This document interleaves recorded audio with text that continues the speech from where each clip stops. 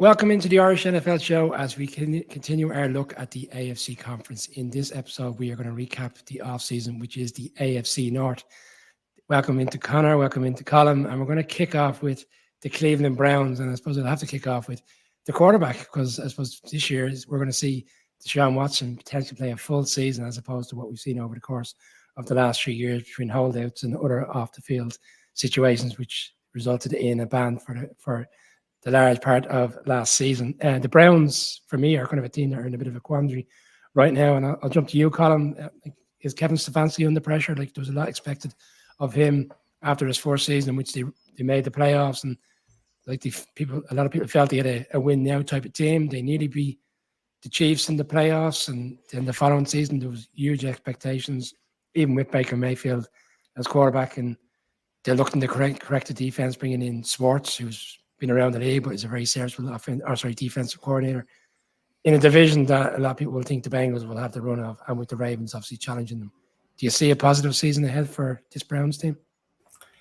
I think it's a year for pressure for everyone, right? And you can't get away from the quarterback situation, right? Because we all know about Sean Watson. We all know about the accusations by 20 plus women. We know about the suspension and we know how terrible he looked at the back end of last year. But the piece around this, right, is if Deshaun Watson play is, if he's not up to the level that we once saw in terms of his QB play with the Texans, I think Stefanski's out of a job. I think the GM's out of a job. I think there's all sorts of questions about the Browns. But if he plays really well, and he, I think the drumbeat, right? So the others, and I'm sure the NFLPA might use the word collusion, their word, not mine. But you could say the teams looked at it, drew a line in the sand, and said, one quarterback is getting a fully guaranteed contract. We're not giving it to the others. And given how he played last year, nobody could point to it. Lamar didn't get it. Nobody's got it. But let's say Deshaun Watson has a stellar year as quarterback. Right. And then and the likes of Joe Burrow and Justin Herbert and Patrick Mahomes look at it and say, hang on, this guy is getting, a fully guaranteed contract. Why am I getting a fully guaranteed contract? So I think no matter which way this goes, there are going to be consequences. You cannot make a trade of that size and give a contract, an unprecedented contract in terms of its size out without there being consequences of a sort. So I think there will be pressure coming in a number of different ways. I like some of the moves that they have made in terms of bringing Jim Schwartz in. But it's a big year also for, Myles Garrett, right? Because we'll talk about TJ Watt, but Garrett is routinely talked about, as the best pass rusher, but TJ Watt has been much more effective in when he's on the field. So there are a number of the players for the Browns who really need to step up this season. I do think, the Elijah Moore trade is one I really like. I think that was very, very smart. But the excuses, a bit like with Russell Wilson and the Broncos, the excuses are gone now. There's going to be the full off season. That we're a year removed. There is no kind of debate, discussion, or anything around how long a suspension will it be. And whatever you think about Deshaun Watson, that's now, right? That the question marks are done, right? So he'll forever be the guy who has those allegations and misconduct, call it what it is. He essentially admitted to it, there, right? That's forever. The asterisk will be there. But as a quarterback, he will have the off season. The pieces are there. You'd worry about, I suppose, the depth at running back, because Nick Chubb is there. Kareem Hunt is still on the open market. Nobody's picked up on that. But Dearness Johnson, who, at times had a few great games, some really big games, he's moved on. So the Browns have some really big names, some big players, but they need big seasons for them, and they gotta hope that they're not going to have any injuries to those players. Connor touched on the Moore trade. Like, the Moore comes in from the Jets, and he kind of, got his trade essentially. I think he's probably regretting that now, bearing in mind the quarterback who's there with the Jets. But they've got People Jones and Amari Cooper. Marquise Godwin comes in. Cedric Tillman is picked in the draft in the third round. A lot of people felt he was a wide receiver that could have went a lot earlier than that. I mean, and kind of touched on Nick Chubb and how significant he is. Like, they've got a really strong basis there of an offense. That if Deshaun Watson is Deshaun Watson of all that what we saw in Houston, that they could really be challenging and putting up points in games. And ultimately, it comes down to how strong this defense can be to withstand. And they brought Darius Smith in on that side of the ball as well, which is a pretty tidy piece of business as well. The Vikings lost very much the Browns' gain in my view there. But as Colm said when you were discussing the issue of pressure, I mean, for all that they have given up, and it's the money, the guaranteed money, it's the reputational implication. Like, it's absolutely tarnished their brand, and that damage is going to be absolutely lasting. You can't read the details of what was in those court submissions and look at Deshaun Watson in the same way again, regardless of whether there was enough evidence to bring a criminal case. You look at the settlements that were paid, you look at what the Texans did to try and hush it up, you look at the NDAs and all that stuff, and it stinks. In fact, dishonorable mention for the Falcons here. The only thing worse, as I think, to be fair, Arthur Blank said that the Falcons, the only thing worse than doing what the Browns did to get Deshaun Watson was to show everything and fail to land them, which is where the Falcons ended up. But nothing less than a Lombardi, maybe multiple Lombardis, makes any of this quote unquote worth it, and I'm viewing that from their perspective, not from the perspective of pretty much everyone else who I think is probably united in rooting against them. Like, they've also broken, as Colm said, the contract structure in the NFL potentially, because who isn't going to look at that contract and say, if you're going to pay that guy what he's getting, why am I not worth at least that? Nothing less than winning the Super Bowl this season makes any of that worth it for the Browns. And do we really think that they're going to do that? Even with what is actually quite a promising setup, when you can, if it's possible to do so, view it dispassionately for all the reasons that we've outlined. They got to mill through the AFC. They got to go through that murderer's row that exists in that conference, and they got to beat whoever comes out the other side of it. I don't think they're going to do that, so it's not going to end up being worth it. Dalvin Tomlinson's another marquee signing, Colm, defensive tackle. Previously with the Giants, where the Vikings comes in. I mean, they brought in some stout players defensively. Like, do you see them challenging? Do you see them in up there? Because they have a team. I know we can get it carried away with the quarterback situation, and rightly so. I appreciate everything you're saying, and I agree with it. But on paper, like, they gave the Bengals, they ran the Bengals very close. They beat them Monday Night Football last year. They obviously, lost them the second time around, but they always play the teams very close in the division. Teams could go a few games, change a little bit way. Are they back challenging like they were a couple of years ago? They should challenge, right? Because you look at the roster, and of course they should. But it's what are we 89? Is that the last time the Browns won the division?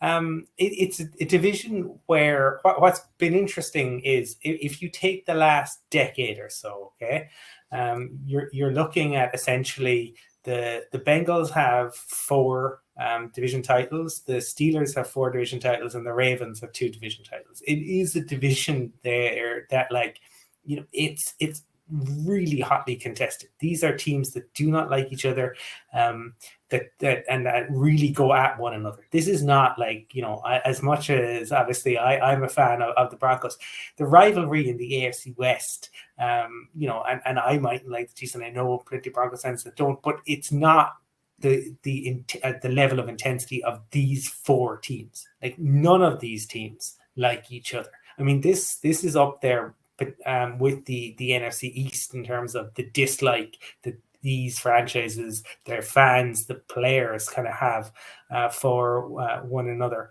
But I think, that you'd expect them to challenge, but it's very competitive. Like, I can make a case. I think that the Bengals, and we'll talk about it, are probably favorites, but I can certainly make a case for the Ravens winning it. I think you cannot underestimate the Steelers. And the second year on, and Kenny Pickett and what can he do? I think there are still lots of questions. And yeah, you can say the Browns should be up there and should be much more competitive than what they are, or what they were last year. And I think for that reason, obviously, people, they are going to be a microscope on them and on Kevin Stefanski, because they were at one point. Remember, this was like, I remember being in the bullshit and people turning when the Browns had the field goal right at the end, and people watching it and willing it, and it didn't. But in that year, obviously, where Stefanski surprised everyone, like that, they were a feel-good team. People wanted the Browns to do well. That's been tinged. But, for their fans, right? Let's focus on the fans. My goodness, talk about long suffering. I think only Detroit fans can probably really know exactly what it is like. So I expect them to be very competitive in what I think will be a competitive division. Colin mentions feel-good factors. I suppose the feel-good factor in Ireland over the course of the last 3 to 4 weeks is the Pittsburgh Steelers, and obviously with the recent announcement, and we're going to touch on the Steelers now. And I recorded a podcast the week of the announcement with the Locked On Steelers podcast, and they suggested this Steelers team could win 13 games this season. I then recorded another podcast with a Steelers person when we discussed last season, and he says I could see a scenario where they only win 5 games this season. So there is very much a mixed opinion on the Steelers team, and I think it all ultimately comes down to the progression of Kenny Pickett in the second season, maybe a season and a half, because again he only kind of came in midpoint of the season. But the Mike Tomlin effect again kind of got them to that winning record. And I was looking at the free agency acquisitions. I mean, they're all serviceable players. There's nothing standout marquee. But it makes sense when you look at the holes in which they need to fill. But where are you on the Steelers team? Are we in a situation where they could surprise people, or is it kind of a case of they'll win, they'll be in games, maybe similar to the Browns, very competitive, will win some, but you can see a scenario where they lose quite a few as well. I'd be more surprised if they ended up only winning 5 games, to be honest. Like, I don't think it's a surprise if the Steelers end up really contending for the division.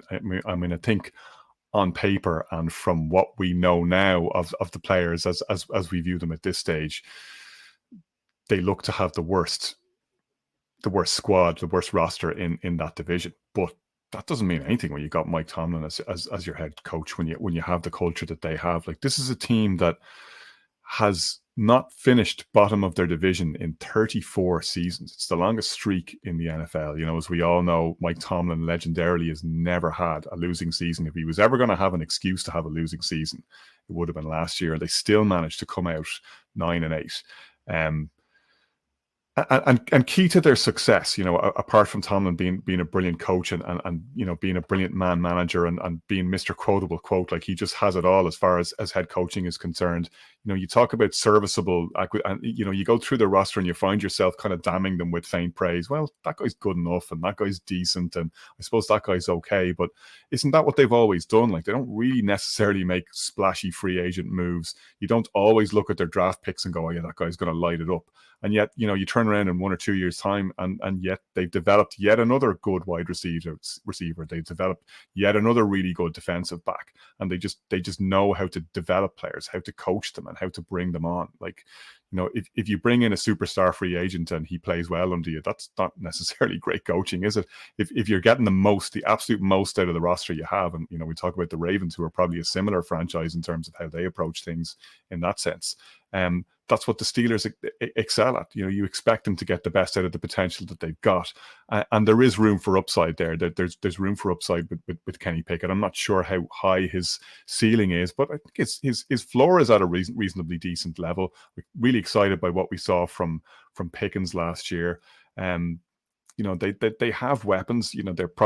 They don't look like they're particularly the strongest arsenal when you look at what's around them in that division, but defensively, you think they're going to be in pretty good shape again. You know, they're going to mix it up. As Colin said, like that, those divisional games are just so unpredictable. They absolutely hate each other. It's set up in such a nice way, even geographically, and you kind of forget that Pittsburgh is right next door to Cleveland, and then you got the two Ohio teams duking it out, and then the history that they all have with Baltimore. Like all of those games are pretty much a toss up. So that's how much of your schedule right there is completely unpredictable. Would you be surprised if the Steelers finish winning 11 or 12 games?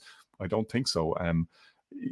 Do you really think the Steelers are going to be worse than the 9-8 they were last season? I don't think so. I think they get a little bit further along, and it depends whether they come out the right side of those 50-50s, and you'd be very brave to start calling those divisional matchups as you rightly outlined. Even the Browns got one over on the Bengals last year, which didn't seem on the cards, but it's just it's the intensity of those divisional rivalries really add spice and make it difficult to call.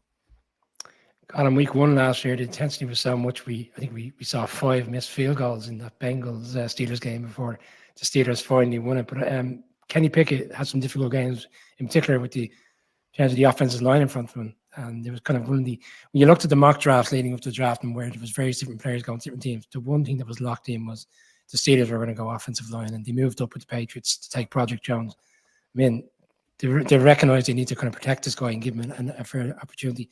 One of the great moments last year, I felt, was Mike Tomlin on Sunday Night Football, where he lost to the Dolphins and the audio was left on. He said, look, there's better days ahead. Don't worry too much. It's significant when you have a head coach of this nature and how great he is, that they can take players and essentially get the most out of them, as Connor's referred to, and get themselves in a position come week 18 that they could have nearly made the playoffs. And is that the level of expectation you would have, that they'll be scrambling for the playoffs and trying to keep up with the two teams ahead of them? Because you feel like it's going to be a fist fight between the Ravens and the Bengals. And as much as the intensity of these games are in the division, ultimately come the end of the season, those two teams still have the players above them to be up there going into the playoffs. On paper, but I had I know you talked to a few Steelers people, but I got the good fortune to talk to Jarrett Bailey, who I describe him as wildly entertaining, and he's wildly entertaining on Twitter, and he's wildly entertaining on a podcast, and we do a really good chat. And he's a Steelers fan, but I wouldn't say he's a homer. But he did point out, right, that in 2019 Roethlisberger goes down, right, and Mike Tomlin ended up 8-8 with Duck Hodges and Mason Rudolph. And they still ended up 8-8. Now, Kenny Pickett is a better quarterback than either of those, and I think they have better weapons than they did in that season. Will it be a scrap? Absolutely.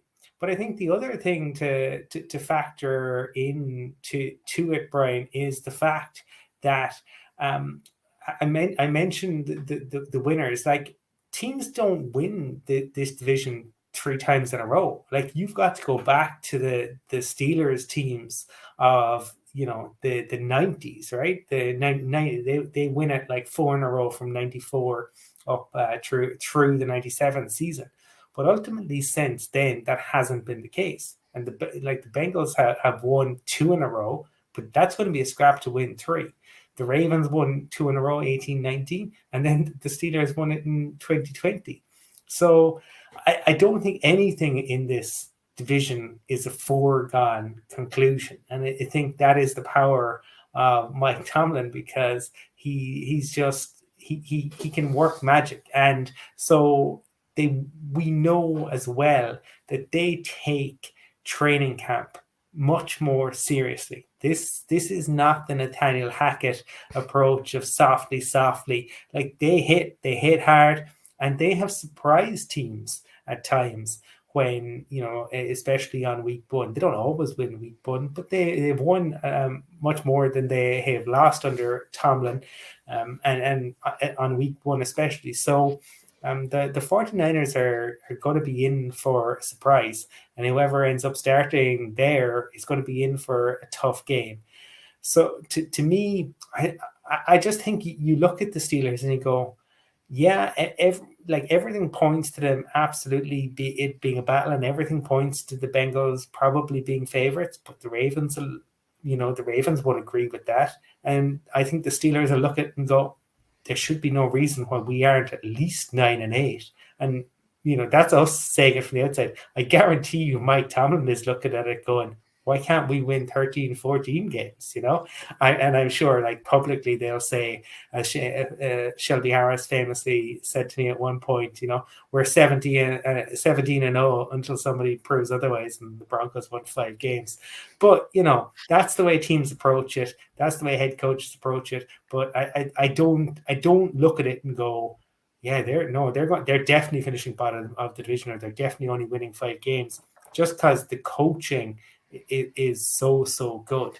Now, it's a division where Harbaugh is equally a very, very accomplished coach, but Tomlin has had worse weapons and been in worse situations. I think it's difficult for me to look at it and say that they win it, but it's equally difficult for me to think that they don't win 9 games.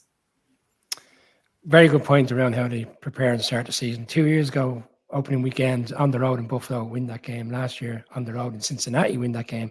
Week 1 this year against the 49ers, this time around at home. It'd be interesting to see the fast start that a lot of people will expect. And I suppose this will bring us to the powerhouses, should I say, in this division, because that's by and large, I imagine, come prediction time in August, September. This is where teams will be leaning in terms of who wins this division.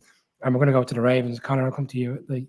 Lamar Jackson, the saga is over. He finally gets the contract. He doesn't have an agent.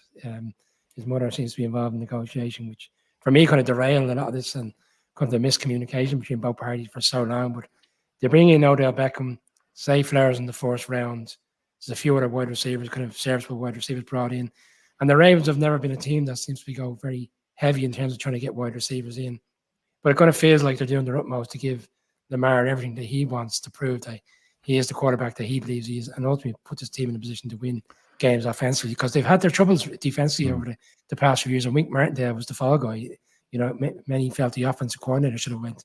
They went the route to getting rid of their defensive people, and they haven't really kind of recovered from that side of things. But you'd expect them with Lamar and these players to be offensively on their game.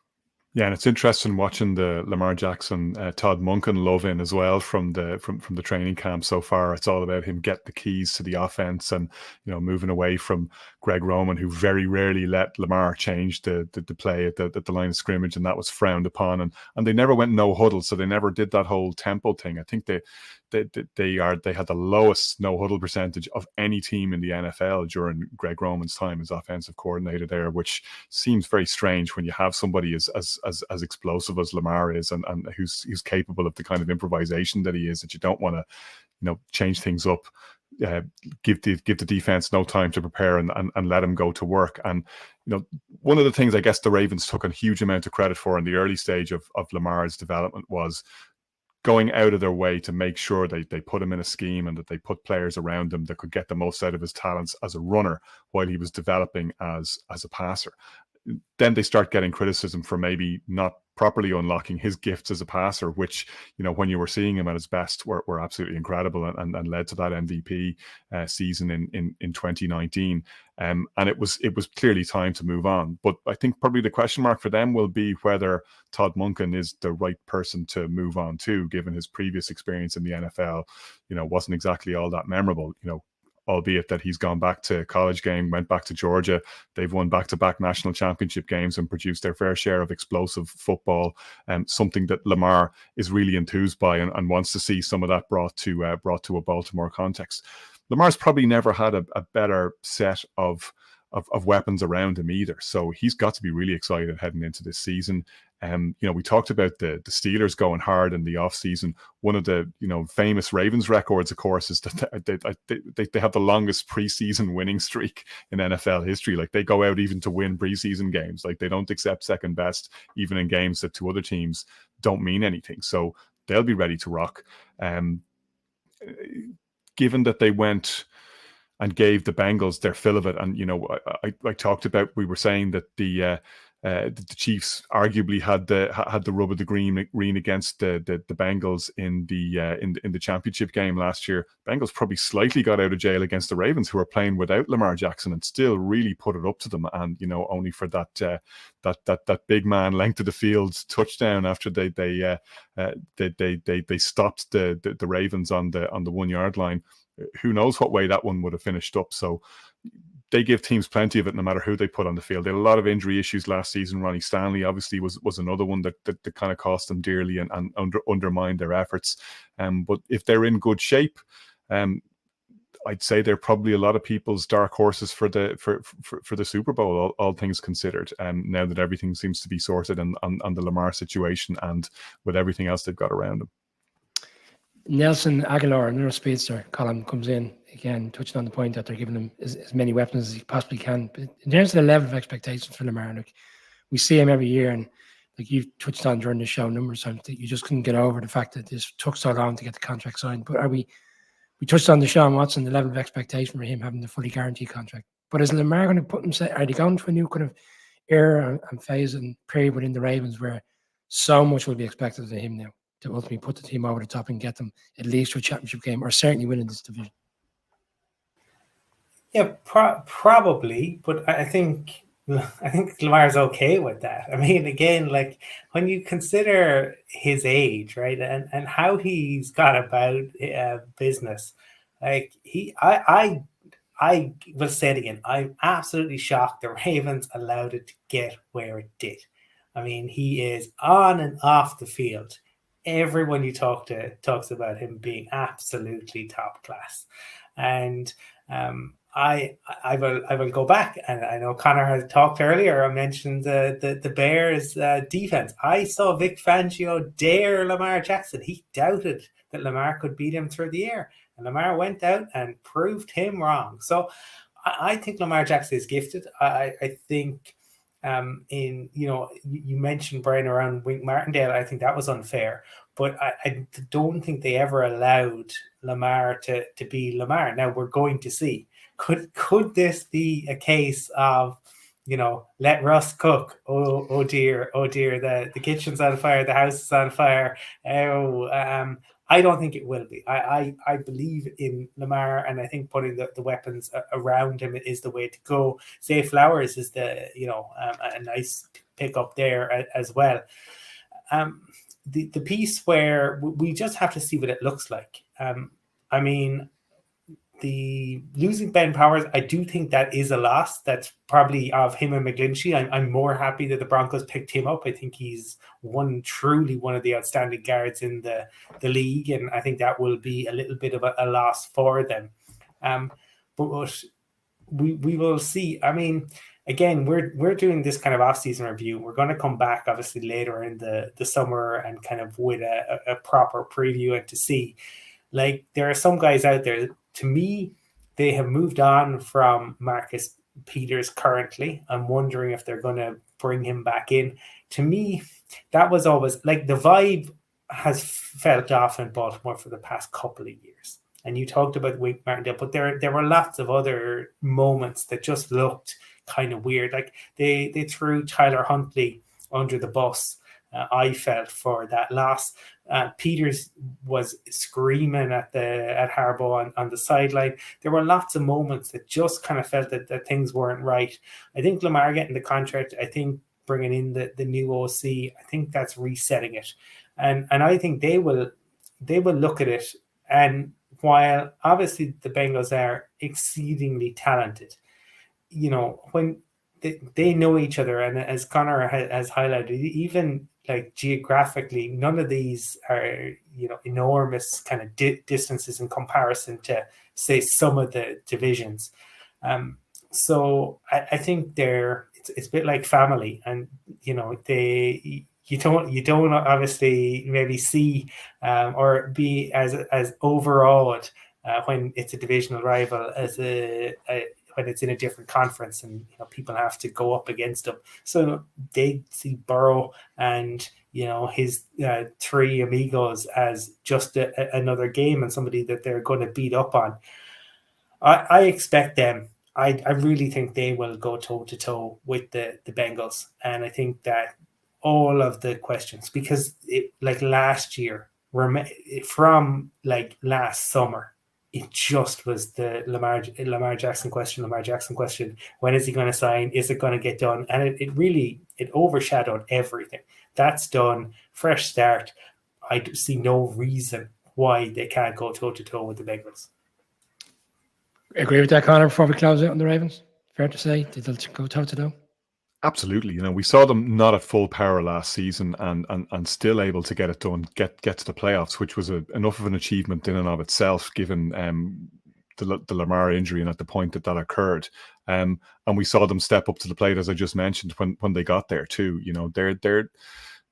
They step up to the plate every single time, and I fully expect that they're going to contend for that division, which counts for a lot when you've got the sort of talent that they have, and you've got the sort of hard-nosed coaching that you're going to get from Harbaugh during the season. I think that's going to be one of the more interesting tussles to watch in and among any of the divisional battles that we're going to follow this season.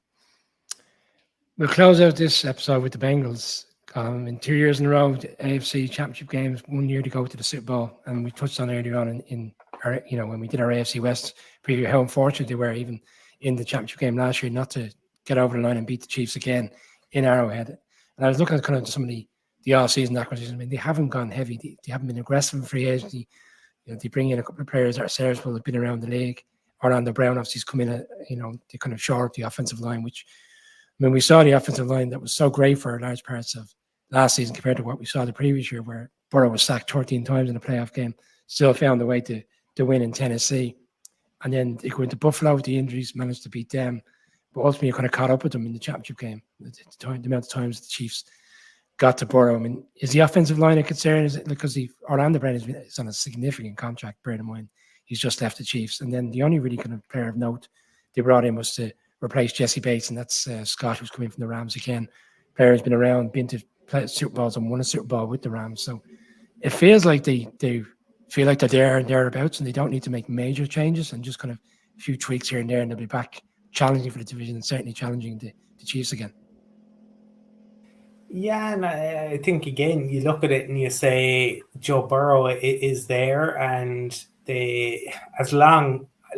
when you hear Burrow speak, like he's super smart, he's sharp, and he talks sense, right? Like even today, I saw he was up at the podium and he was asked, who's the best quarterback in the NFL? And he rightly said it's Patrick Mahomes. And it's Patrick Mahomes until he's dethroned. And I'm not going to say that I am, because he's got out and he's proved it time and time again. And that's not taken away from his ego. I mean, he equally, a few weeks ago, rightly pointed out, the window is open as long as I'm here. So he doesn't lack for confidence, but he's equally, blessed with self-awareness. And players respond to that. And he's got a sexy new haircut, obviously, and we're going to see what that leads to. But I think for the Bengals, like the Brown signing, it probably it will help to shore up, obviously, that O-line. There are concerns around that, and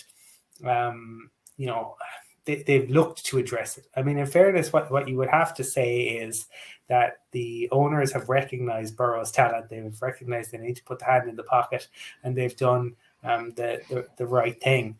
So I would say, and I know part of it is around kind of the running game and some of the players that they have lost, but it's probably, again, it's a little bit like the rest of the league. They're going to look at this. It's going to be running back by committee, and it's going to be like the running game is to ensure that Burrow isn't throwing it so many times, but he is a quarterback who, again, even when he talks about the game, he talks about it in different ways. He recognizes that sometimes, and you don't want your quarterback getting hit too frequently, but like sometimes sacks, you have to take it, like, because you're waiting for the opportunity to open up, and sometimes it does, and sometimes you take the sack. So again, he's not taking it for meaningless reasons. Like everything he seems to do on the field is well thought out. And he's very impressive. Zach Taylor has obviously gone through a rough patch early on. I suppose a little bit like Sirianni, but has kind of found his footing. And you look at the coordinators that are there.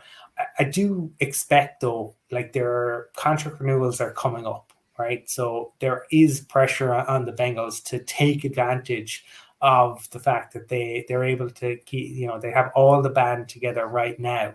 I don't know how possible that will be in the future. And while Burrow is right, the window will always be there. While he's there, the window mightn't be as wide every year. So you want to take advantage of that. Connor, Colin touched on the bands of T. Higgins, Tyler Boyd, Jamar Chase, but I'm just going to touch on the running game because Pirine, who was really effective in the second half of last season, moves on to the Broncos. They brought in Chase Brown in the draft, but Mixon always seems to have this kind of off-the-field stuff. It just seems to be one story after another. And at times, he's really effective and he's a great running back, but then he kind of goes missing for some games. If the running game kind of diminishes and he becomes over-reliant in the offense, does that kind of is that a concern? Like one thing that they've struck me is that they're so good at kind of having the right balance offensively, as well as the wide receivers have done. But if the running game kind of goes amiss, and it did for some games last season, and they got away with it at times.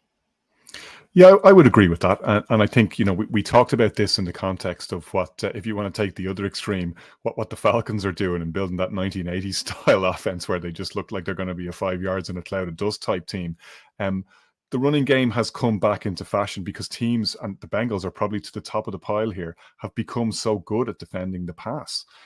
So as an offense, you need more of a balance than perhaps was the case even 5 years ago, because defensive coordinators, it's always an arms race in the NFL, and the pendulum is always swinging from one direction to another. And we know the rules are set up. We talk about it all the time to make it so much easier than it ever has been for teams to make chunk plays, make explosive plays, to protect the quarterback, to stop wide receivers being bumped or manhandled too much, all of that sort of stuff that creates the sort of television that NFL execs want people to see and which fans go crazy for. But the running game has come back into fashion because you need to be able to manage the clock as well. And you need to be able to, again, we mentioned it not that long ago in another preview, you need to be able to keep the Patrick Mahomes and the Joe Burrow sitting for as long as possible when you have a lead. Your best chance of doing that is to run the ball effectively. And you take away a key part of your game strategy if you can't run the ball effectively. And if, Joe Mixon isn't at the level that he needs to be at, that is going to be a concern for them. I think there is no doubt that Joe Burrow is a great quarterback. I don't have any hesitation about putting that title on him. Watching that game in Buffalo in the playoffs last year, I mean, he just looks like he's playing the game in bullet time. Like he's, like a John Woo hero from those 90s Hong Kong action flicks. Everything's blowing up around them. The bullets are flying. And it's all in slow motion as far as he can see it. Like the way he steps up in the pocket when things are breaking down alarmingly around him. And as you were saying, Colin, just gives himself that extra nanosecond to find the perfect play. The confidence he has, the way he keeps his eyes downfield, the throws he makes, and those just insane wide receiver core that he has around him. It's so exciting to watch. And they've gone in and the scalps that they've taken in the playoffs. And here's my one caveat for the Bengals this season. I think if the Bengals get the number one seed in the AFC, they'll win the Super Bowl. I think if you're going playing games on the road again, if you've got to go to Kansas City and win, if you've got to go to Buffalo and win, if you've got to go to those tough places and triumph on the road all the time, the odds are just against you.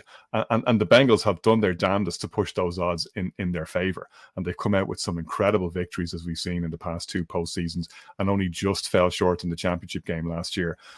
But the number one seed, I think, is a real prize to be fought for in the AFC, as it was last year, and arguably proved decisive in the Chiefs getting to the Super Bowl in the first place. And getting that from the division that they're in, as we've been talking about for the last half hour plus, is really, really going to be very tough. It is a scrap in the mud, and there's no guarantees with Lamar back and with the Steelers turning up as competitive as they always are, and whatever version of Deshaun Watson we get, if he hits his ceiling, that's no guarantee for the Bengals, and I think that could prove decisive for their chances of actually, taking advantage of the window while it's as wide as it is at this point. They still have a very young core, though, which I think if you look at the sort of the top 5 or 6 players that they have, and I think it was Bill Barnwell did this ranking for ESPN recently, it's remarkable how young the Bengals core actually is. So they don't have to get it done this year. Burrow's contract extension, all of that stuff has to be done, and that obviously is going to change the calculus for future years. So this year is very important for them, but they're not as much in all-in win-now mode as other teams that we've talked about. And I think that slightly, in a funny way, takes the pressure off, even though they're so good that they absolutely should be contending and they should be setting their sights on winning that trophy this year because they've come so close over the last couple of years and because they have Joe Burrow. It's not as immediate a requirement as it is elsewhere. And I think in a strange way, that slightly takes the pressure off them. Colin, before you bring in a quick point, we're touching on the 4th seed, and it's fair to say, if they had won that particular game, which unfortunately was called off because of the unfortunate circumstances over Hamlin, like they would have actually, the way the season played out, they would have been the number 1 seeds because they had the tiebreaker over the teams at the time. So it's a very valid point. And that was one of the reasons when they were supposed to be a bit disappointed at the end of the season because it just didn't go their way. You're probably the one team that kind of were the most impacted by the circumstances. Colin, sorry, you have a point. Yeah, just a couple of things, kind of building on what you've just both said, because Patrick Mahomes has never had to play a road playoff game. He only the Super Bowls haven't been in Arrowhead when you're talking about playoff football, and he's 9-2 in Arrowhead in the playoffs, which is kind of impressive, but it tells you the importance of it.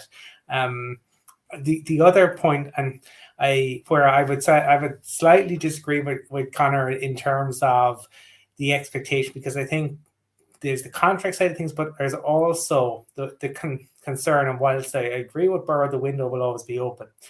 The more time that goes by that they don't win it or they're not there, the comparisons to Marino will grow and grow and grow. And that is the concern, that sometimes, there's no guarantee with any of these things. And that's one of the beauties of the NFL is, we're going into it, and like realistically, genuinely, you could say there are probably 12 teams certainly next year that would feel that they're in with a real shot of it, and there's probably 16 of the 32 that could end up there. Could be a surprise. The Bengals getting to the Super Bowl themselves when they did was a huge surprise. So this is not the Bundesliga, but that's why I think the Bengals have to be wary of I suppose capitalizing on where they are, and even though it is a star-studded AFC, I do think the expectation for them and the hope would be that they get back there, because once you can get that, the questions just build and build and build. And I would have seen it kind of throughout John Elway's career, right? It was always there, in 92, 93, 94, 95. And when they lost to the Jags in 96, it was like, he's never going to do it. This is going to be the curse. This is going to be Marino and Elway. And ultimately, he got over the hump. But until he did, the pressure just builds every year because the expectation is there. So it's something just to keep an eye on. But and it's crazy, right, that we judge players so much just by winning a Super Bowl. Of course, it should be a consideration and it should factor in, but it can't be the be all and end all that how many rings, and that's solely it. I think there are a lot of other factors, but there's no doubt that it is part of the conversation.